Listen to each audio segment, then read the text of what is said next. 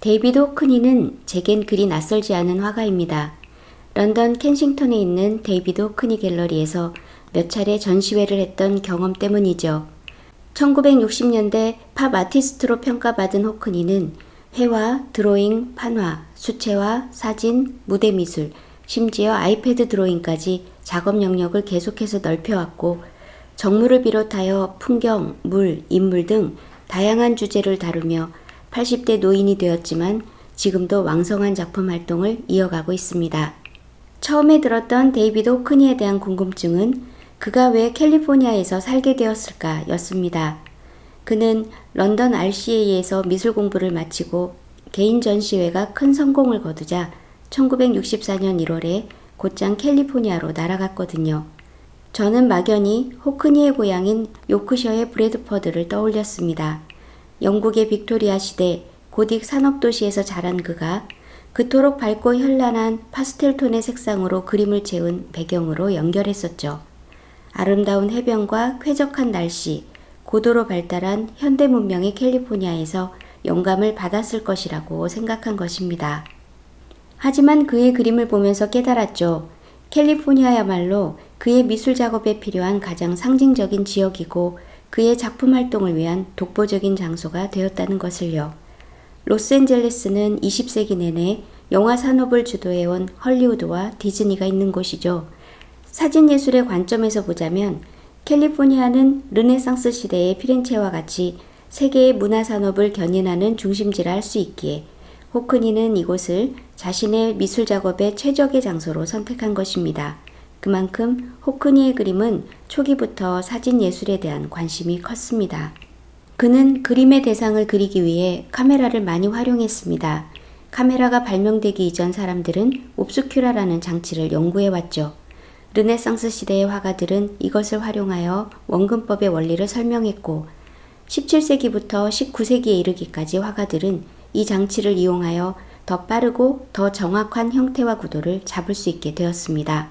20세기와 21세기를 대표하는 화가 호크니가 영화예술의 중심지 캘리포니아에서 이런 연구를 이어받아 그만의 걸작을 만들어 왔다는 것은 결코 우연이 아닐 겁니다.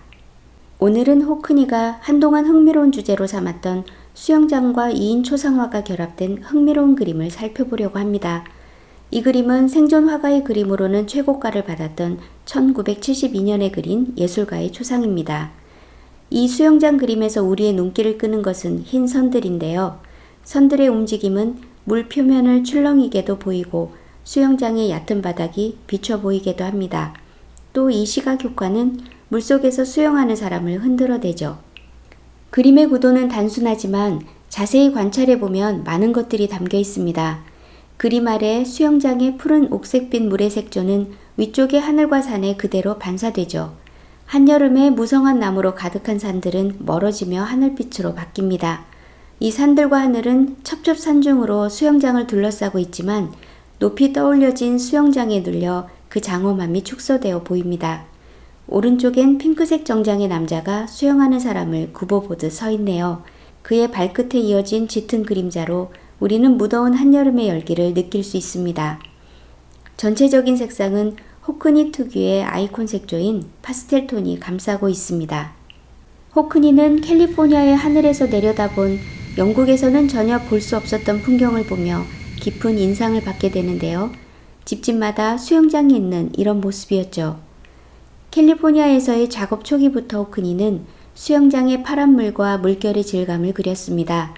그 중에서도 1967년에 더 큰 물천벙, 66년에 닉스의 수영장을 나오는 피터, 그리고 이 예술가의 초상이 대중들에게 잘 알려져 있습니다. 하지만 그림 배경을 보면서 캘리포니아 풍경이라고 말하는 사람은 없겠죠. 이런 산세는 영국에도 없습니다. 그렇다면 이 그림의 배경은 어디일까요? 그리고 그림 속 서 있는 이 남자는 누구일까요? 호크니는 이 그림을 그리기 위해 남프랑스 생토파즈에 있는 영화감독 토니 리차드슨의 빌라에 갑니다. 사진작가와 조수를 데려가 사진 작업을 했죠. 런던 스튜디오로 돌아와 찍어온 수백 장의 사진을 벽에 붙여 구성해 보았지만 아무래도 서 있는 사람이 마음에 들지 않았습니다. 고민 끝에 호크니는 하이드파크 켄싱턴 가든에서 헤어진 연인 피터 슐레진저를 모델로 하여 마침내 그림을 완성하게 되죠. 피터는 호크니가 UCLA에서 가르칠 때 처음 만나 캘리포니아와 런던을 오가며 사귀었지만 1971년에 헤어졌습니다. 그리고 헤어진 이듬해에 이 그림을 그렸죠.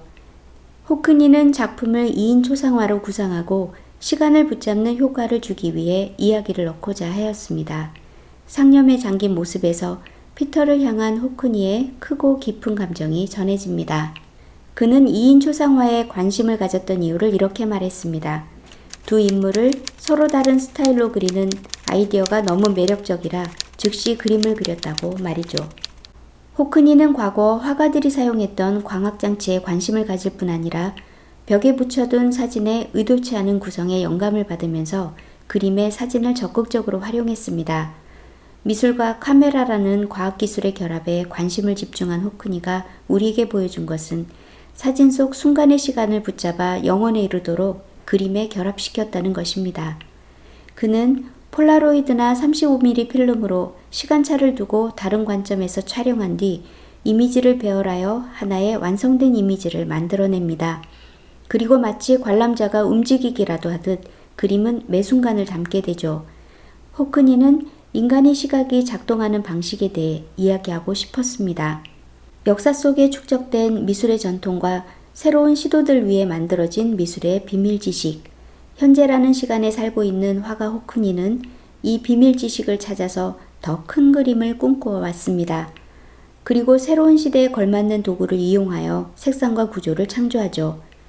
더 많은 작품에 목마른 데이비드 호크니는 화가로서 어떻게 세상을 화가의 눈으로 바라보는가를 알려주는 21세기의 표지로 우뚝 서 있습니다.